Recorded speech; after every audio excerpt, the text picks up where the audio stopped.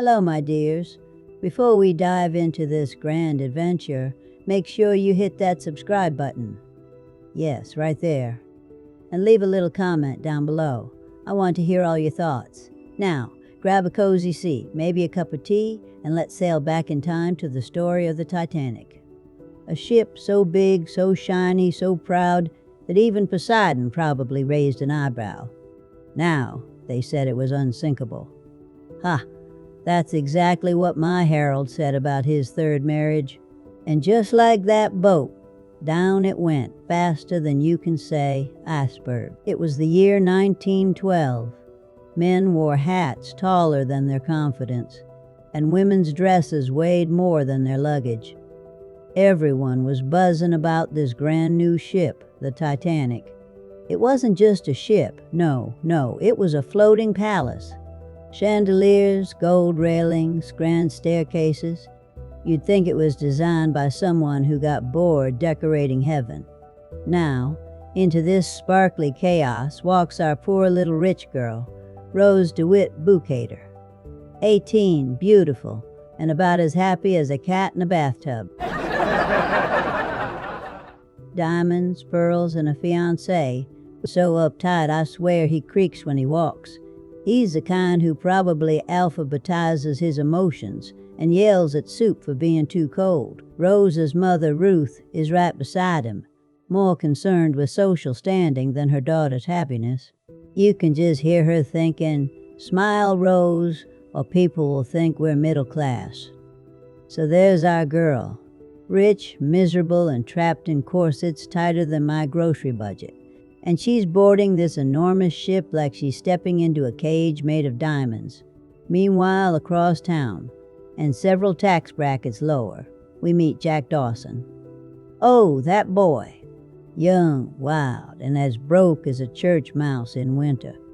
He's got that twinkle in his eye like trouble wrapped in charm.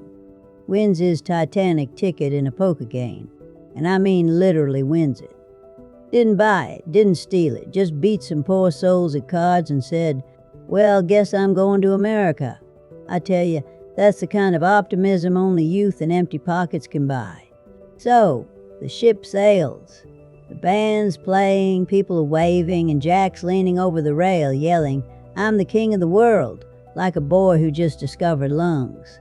Oh, the energy of the poor makes you miss being broke, doesn't it? Rose, meanwhile, is busy being miserable in first class. She's surrounded by caviar, diamonds, and people so rich they probably sneeze in gold dust. But what good is all that when your heart's sinking before the ship does? Later that night, she storms off, upset, lost, standing at the edge of the ship like she's about to let the sea handle her problems. But just as she leans over, there's our boy Jack yelling, "Hey, what are you doing?" He's got that mix of panic and charm that makes you want to listen. He talks her down, jokes a little, maybe flirts. But you can see it right there, sugar. That spark. The universe just struck a match. She looks at him, he looks at her, and somewhere, destiny rolls her eyes like, "Here we go again." Now, next morning, everyone's talking. Rose was rescued by a poor boy. Scandalous. Cal's mad, Mama's mortified, and Jack's just trying to not get kicked off the ship. But somehow, the chaos leads to dinner. Yes, dinner. The rich folks invite Jack to dine with them, probably just to laugh at his shoes. But oh, he's smooth. He cleans up, smiles that mischievous smile, and charms the whole table. Even the waiters look like they're rooting for him.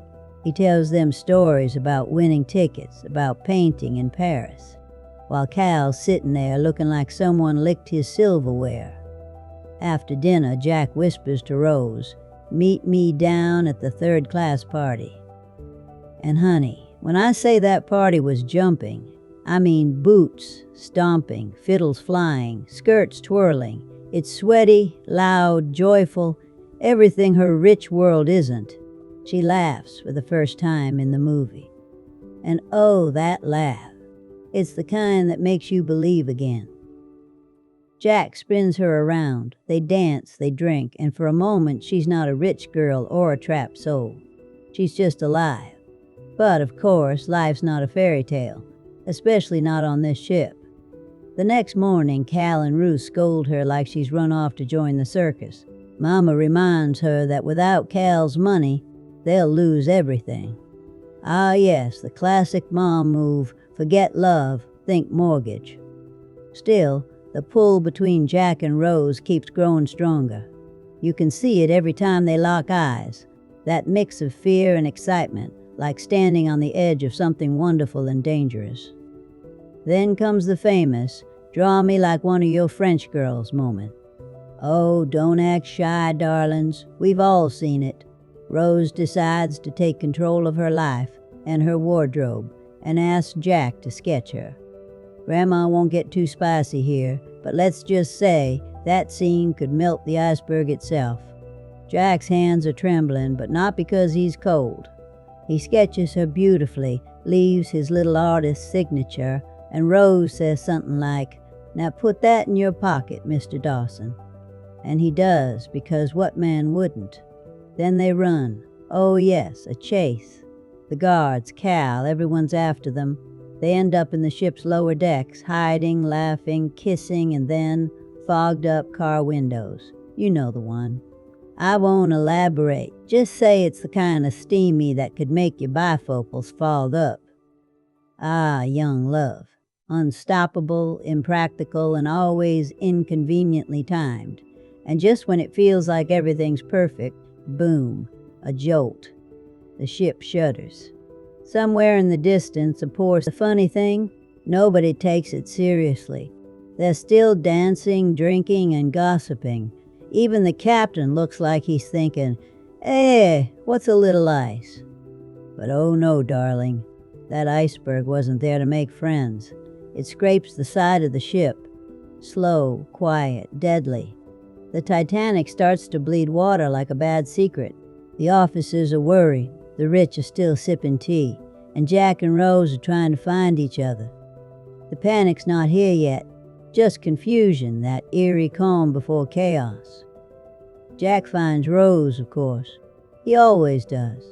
They realize the ship's in trouble, but Cal? Oh, he's more worried about his precious diamond than human lives. He even slips the necklace into Jack's pocket to frame him.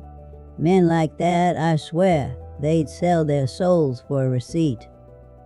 Jack's arrested, handcuffed in a cabin while the water rises. Rose, bless her brave little heart, goes after him. While everyone's screaming and grabbing lifeboats, this girl grabs an axe and breaks him free. "You go, Rose. Grandma's proud of you." The two run through flooding hallways, holding hands, gasping, slipping, fighting for life. The lights flicker. The band keeps playing because apparently they're British and too polite to stop, and people are realizing this isn't just a hiccup. The unsinkable ship is sinking. It's the heartbreak of all heartbreaks. All right, sugar plums. When we left off, our ship was playing peekaboo with an iceberg. And, spoiler alert, the iceberg wasn't playing fair. Water's rushing in like it's been waiting for an invitation, and everyone's still pretending it's just a minor inconvenience. Oh, don't worry, dear, the ship's unsinkable, they say. As water creeps into their shoes. As water creeps into their shoes. Denial, my darlings, is stronger than caffeine. Up on deck, the crew's yelling, whistles are blowing, and the rich folks are still asking, "Should we bring the luggage? Honey, if the boat's going down, I promise you, your luggage will float faster than you do." Meanwhile, our sweethearts, Jack and Rose, are running through the chaos, alarms ringing, lights flickering, people yelling, and the band still playing that soft music, as if a little violin can stop the Atlantic. Bless their hearts. Rose is drenched, gasping, clutching Jack's hand like it's the last bit of dry land left. Which, soon, it basically is. They're trying to reach the top deck, climbing staircases, while the ship tilts like a drunk uncle at a wedding. Now, Cal. Oh, that man.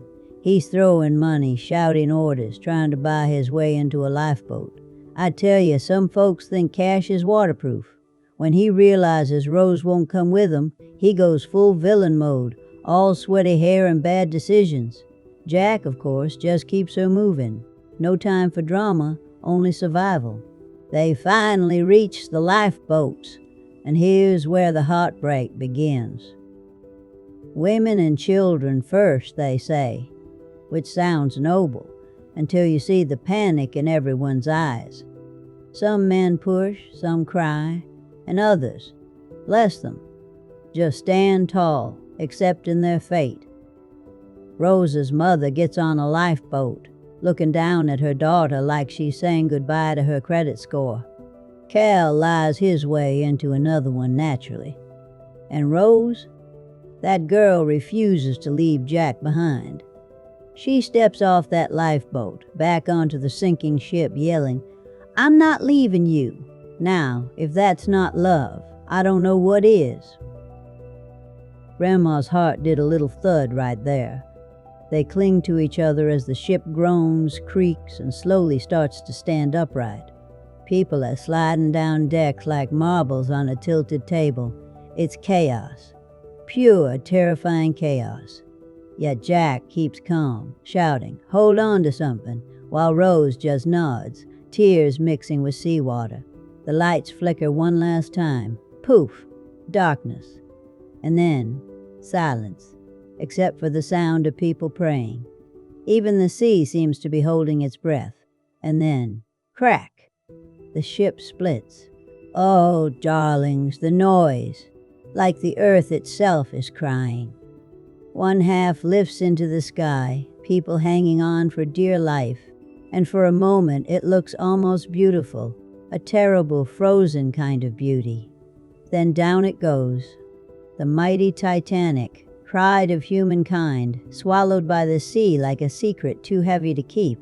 Jack and Rose are thrown into the icy blackness, freezing water that cuts through them like knives. The screams, the splashing, the chaos. My poor heart still aches thinking of it. They manage to find a floating piece of debris, a door, a board, something. Jack helps Rose climb on it, and he clings to the edge, half in the water. Now, I know what you're thinking. Couldn't they both fit? Darling, let me tell you, every Thanksgiving someone brings that up, and we still argue about it.